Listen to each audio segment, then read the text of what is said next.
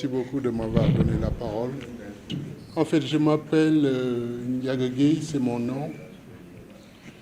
Et je suis chercheur à l'Université de Dakar sur la démocratie et les élections.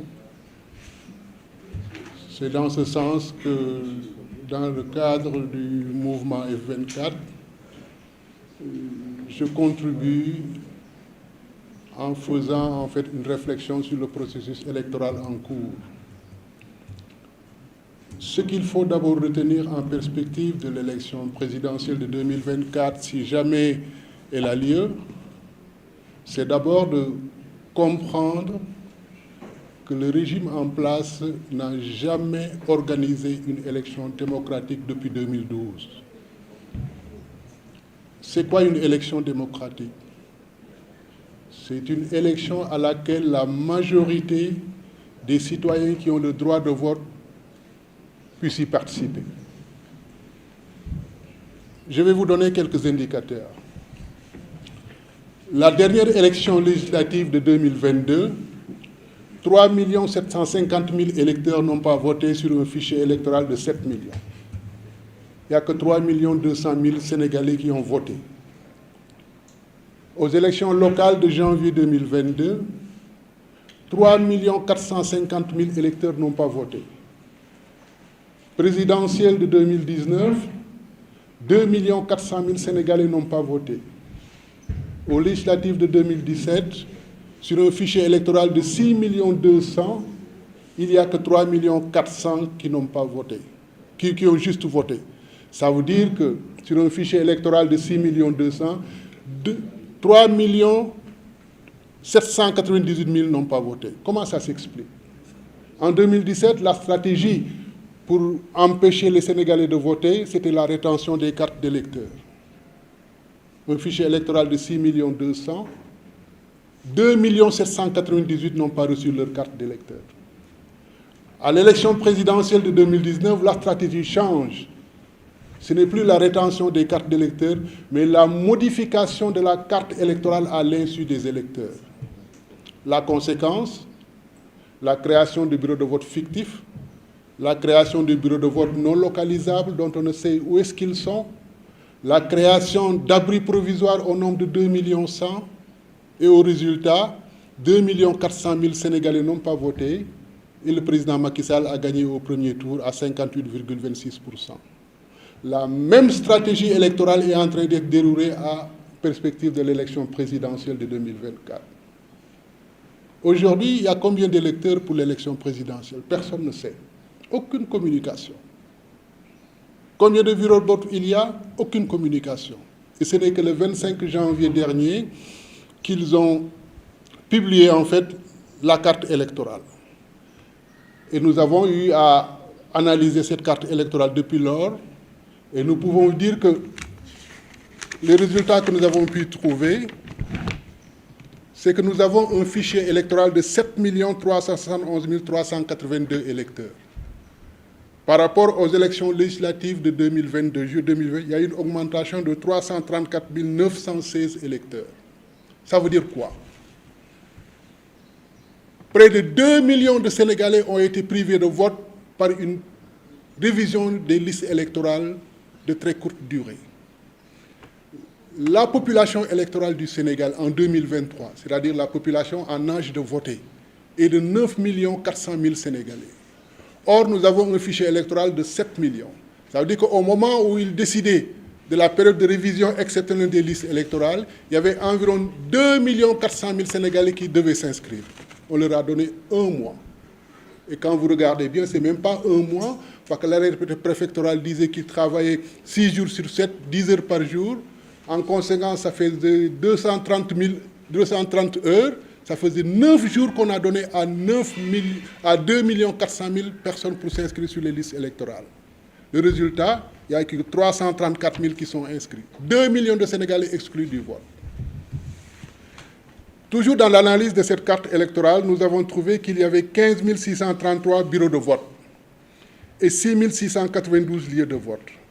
Ça veut dire qu'il y a eu un nombre excessif de bureaux de vote au nombre de 3 910 000. Quel est l'objectif?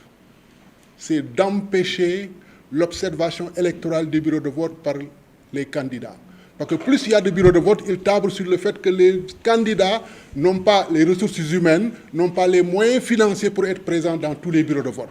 Et quand l'opposition n'est pas présente dans tous les bureaux de vote, qu'est-ce qui peut arriver? Création de procès-verbaux fictifs de résultats. Toujours dans l'analyse de cette carte électorale, nous avons trouvé qu'il y a 314 bureaux de vote de moins de 100 électeurs. Il crée partout des bureaux de vote de 5 électeurs, 10 électeurs, 20 électeurs. Et quand l'opposition n'est pas présente, c'est la porte ouverte pour fabriquer des procès-verbaux de bureaux de vote fictifs. Au total, 2 700 000 bureaux de vote de moins de 300 électeurs ont été créés. Alors que le code électoral dit qu'un bureau de vote doit avoir 600 électeurs.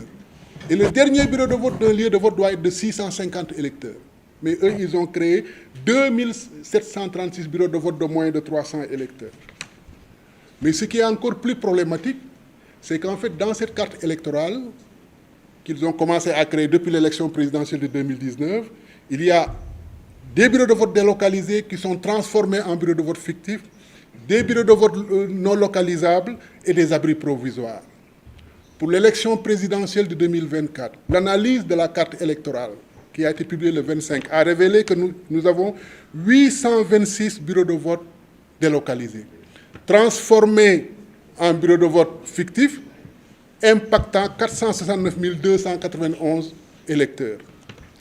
Les bureaux de vote non localisables, on ne sait pas où c'est. Comment ils font pour créer des bureaux de vote non localisables? Je vous donne un exemple. Vous devez voter dans la commune, par exemple, de Biscuiterie ou Ouagouniaï. On dit lieu de vote Ouagouniaï. Ça veut dire que pour trouver votre bureau de vote, vous devez faire les lieux de vote de toute la commune de Ouagouniaï pour les trouver. Si bien que l'électeur, en fin de compte, il est désorienté, il est exclu du vote et il ne peut même pas savoir où se trouve son bureau de vote. Il y en a 1054 bureaux de vote non localisables. Si je donne par exemple la commune de Nguékhor, ils disent le lieu d'implantation de votre bureau de vote, c'est Nguékhor. Donc vous devez faire le tour de tout Nguékhor pour retrouver votre bureau de vote. Les abris provisoires, ils en ont créé 1998, qui ont impacté 1 025 085 électeurs. Un abri provisoire, c'est un bureau de vote fictif.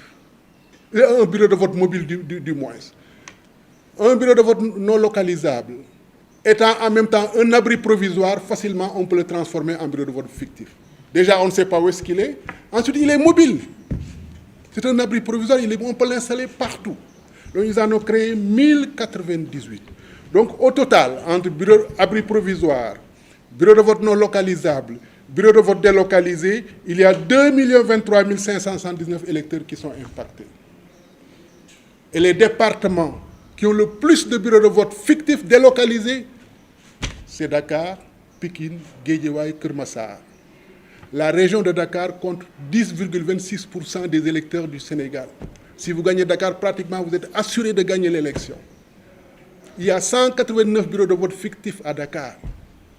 La commune où il y a le plus de bureaux de vote d'abris provisoires, c'est le département de Mbacké. 602 abris provisoires, avec des bureaux de vote de 200 électeurs.